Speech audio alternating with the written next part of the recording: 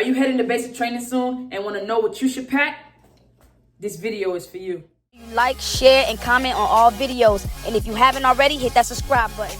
What is up, everyone? I am Staff Sergeant Miles, currently a drill sergeant here at Fort Sill, and I'm going to be giving you tips on what you should pack prior to leaving for basic training in preparation for that actual day. Once again, I just want to say thank you. If you haven't already, go ahead and subscribe and turn on those notifications, and let's get into it. The items that I will be naming in this video is simply my personal preference. I've been a drill sergeant for 2 years, and I've been in the Army for a total of 9. So with the experience and knowledge that I have gained over the years, I feel like it's important for civilians to know what to pack the day they leave for basic training. So once again, this is my personal preference. I'm gonna give you a list, and these are the basic essential things that you will need when you leave for basic training. So let's get right into it. The first thing that you should pack is obviously your paperwork. Make sure you bring your paperwork. Any paperwork that your recruiters give you that you have obtained from when you went to MEPS, you need to bring that paperwork with you. If you can, make a copy of that whole entire packet that you bring. Make a copy, give it to your parents, but you need to ensure that you bring that paperwork. The next item on the list that I'm about to name, I'm probably going to elaborate a little bit longer on because I need y'all to understand the importance of bringing your cell phone. Bring your cell phone, your phone charger, and bring headphones. Now let's talk about the cell phone. A lot of trainees, when they get to basic training or they ship to basic training, including myself, I turned off, when I joined basic training in 2011, I turned off my cell phone. Do not do that. If you have to borrow money or tell your parents, hey, can you cover my cell phone bill for these 2 months? I will pay you back. Do that, but do not turn off your cell phone. You will need your cell phone. You will be allotted time to use your cell phone in basic training when you get your phase over calls, and you do not want to stand there in the CQ office while 10 drill sergeants are hovering over you when you make your phone call. Charge your cell phone, keep it on, and make sure it's ready to go. If you have to tell your service providers that you're going to Oklahoma or wherever, if you're coming from another country to the United States, whatever you have to do to keep that cell phone service, do that. Keep your cell phone on. I cannot harp on that enough. Phone chargers. Bring phone chargers. Whenever you are allotted time to use your phone for phase over phone calls, you don't want to say, drill sergeant, my phone is dead, and then now you have to wait until your battle buddy is done using the phone and their charger, or you probably going to spend most of your time trying to charge up your phone with someone else's charger. And then by that time, your drill sergeant's probably just like, use the CQ phone for the 15 minutes that you're allotted or whatever the time constraint is. But make sure you bring a phone charger so you don't have to worry about none of the what ifs. Headphones. Let's hit on headphones real quick. Do not bring, in my opinion, do not bring headphones that are wireless. Why am I telling you this? Because if you bring wireless headphones, you have to do what with them? You have to charge them. Most of the time, your personal bag will be stored in a locker or stored in a storage closet. So what that means is you're not going to have time to charge your headphones. Okay? You may have it wherever your drill sergeant allow you to use your phone at, there will be charging blocks, and they may set up some things, bring out outlets for you to plug up your phone. But if you don't bring wireless, if you bring wireless headphones, now you have to charge up your phone and you have to charge up your headphones. Bring headphones that you could just plug into your phone and they're ready to go. Why am I saying that? Okay, let's say you want to do a FaceTime call with your family and you got the whole battery, the whole company on phone making a phone call. Now your parents or your girlfriend, your boyfriend, they can't hear you. That's why I'm saying bring headphones that you can just plug in. It's ready, available to go. You don't need to charge it. Bring headphones, all right? You will thank me later. So phone charger, and headphones. Bring all 3 of those. It's important. The next thing that you need to bring is a form of identification, whether it be a license, a passport. Make a copy of your birth certificate. Make a copy of your social security card. If that is not already in your MEPS paperwork, you want to ensure that you bring some type of ID. Yes, when you get to MEPS, you will get issued a military ID, but you need to make sure that you bring something just in case anything happens, someone will be able to identify who you are. All right, moving on to the next thing. The next item that you need to bring is a debit card.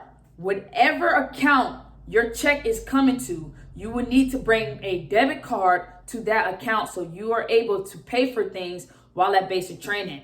Do not forget your debit card. The next item that you need to bring to basic training will be stamps, envelopes, any important contacts, and addresses. You need this information because on day one of arriving to basic training, you will fill out forms, you will need those numbers, and so on. But most importantly, bring stamps when you ship to basic training. Already have those stamps in a book bag ready to go. So whenever you're ready to write those letters, or if you have a daily journal that you would like to send off to your friends or your family members, you have enough stamps to send out those letters. All right, so bring stamps. The next item, personal hygiene bag. Whew. Do not forget your personal hygiene bag. What needs to be in that bag? Too easy. I'm going to tell you. Toothbrush, toothpaste, deodorant. Males, you need to pack shavers because you will be authorized time to shave, and you need to make sure you have shavers upon arrival. AR 670-1, I suggest that you read that. That is the wearing appearance of the uniform. That's the regulation. You need to read that before leaving basic training and get well acquainted with that. Males, you will need to shave. Females, feminine hygiene products. I would say bring feminine hygiene products for about 2 to 3 days. Like I stated earlier in the video, you will be allotted time to go to the post exchange to grab additional items like personal hygiene items or stamps or envelopes. But the night that you leave or the day that you leave for basic training, this is what you need to pack. Just maybe feminine hygiene items for 2 to 3 days. Male, just pack 1 or 2 shavers, and that's it. Provided is a list of things that should go in your hygiene bag. I didn't want to hit on all of them, but I hit on a few. But obviously you want to bring soap and shampoo to wash your hair. The next item that I will be naming will be for the females. You will need to pack hair products. Anything that is going to allow you to be in compliance with AR 670-1. That could be hair ties, bobby pin, and the elastic bands. But whatever you use, whatever type of hair tie that you use, it needs to be the same color as your actual hair. So my hair is black, so I will wear black hair ties, black bobby pins. If you have brown hair, it will be the same thing. Brown bobby pins, brown hair ties. All right. Before leaving to basic training, you need to tap into AR 670-1 and watch videos on YouTube on how to put your hair in a military style bun. Look at those videos, start practicing at home, because this will help aid you in being successful in basic training. With that being said, hair gel. Make sure you pack hair gel because as soon as you get to basic training, the standard has to be met. There is no ifs, ands, or buts about it. Once you put on that uniform, the standard now applies to you on and off post. So practice makes perfect. Make sure that you know how to do that military style bun. If you don't, it's okay. Your drill sergeants will get you where you need to be. And with time, you will get better. But make sure that you have that gel readily available once you arrive to MEPS. So that morning when you wake up or the moment you get there, you can have what you need in order to put your hair in a nice, neat bun. And you can be in compliance with AR 670-1. The next things that you need to pack when leaving for basic training will be underclothes. Just pack 1 set of underclothes and 1 pair of extra socks, and that's it. You don't need to have 5 outfits. You don't need to prepare yourself for after basic training when you go to AIT. No, just pack 1 set of underclothes and 1 extra pair of socks. Now let's get into what should you wear when you leave for basic training. Wear something comfortable. This is not a fashion show. Understand that you raise your right hand to join the army. This is what you wanted to do. You should show up focused and ready to go. Wear something comfortable because you will be walking a lot in reception. You will be doing a lot of physical activities, and you'll be moving around a lot. You need to be in something as comfortable as possible. What type of shoes should you wear? Comfortable shoes. I suggest you wear some type of running shoes or just any type of comfortable shoes. Don't wear no slides.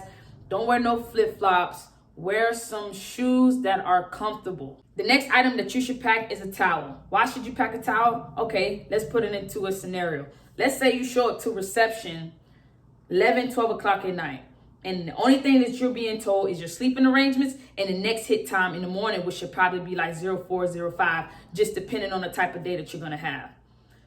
You need to conduct personal hygiene. If you conduct personal hygiene, you're going to need a towel. So make sure you pack a towel. It don't have to be a long beach towel. Just pack a towel that can fit in your bag, something that's light, that'll get you through until you can get to the post exchange. You can buy more towels. Just pack one towel. Last but not least, the most important thing that I think that you should pack is a lock. Why should you pack a lock? When you arrive to basic training, you will have a personal bag like such, right? There's a saying in the Army that goes, there's only one thief in the Army. Everybody else is just trying to get their things back, right? So you don't have to be a thief to know when there's an opportunity. So let's say you got all your essential items in your bag and a bag like such. Whenever you get to reception, that personal lock, not a combination lock, but a personal lock that has a key, you can put the lock on the end of the bag. That way, now your bag is secured. Obviously, my bag has a lot of zip compartments, but the bag that your recruiter would give you is probably only going to have one main compartment. So all you got to do is put that lock right here on these zippers and secure your bag. You can keep that lock on you. Now your stuff is secure. Now we have prevented our stuff from being stolen.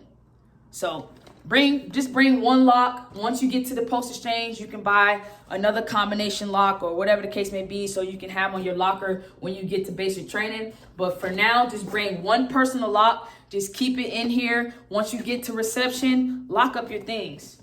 That way it's secured and away from being in someone else's hands. So that's everything. That's all the items that you need to pack prior to leaving for basic training. That's going to help you become one step closer to being successful when you leave for basic training. I'm Drill Sergeant Miles. Thanks for tuning in. Make sure you hit the subscribe button and also turn on the notifications.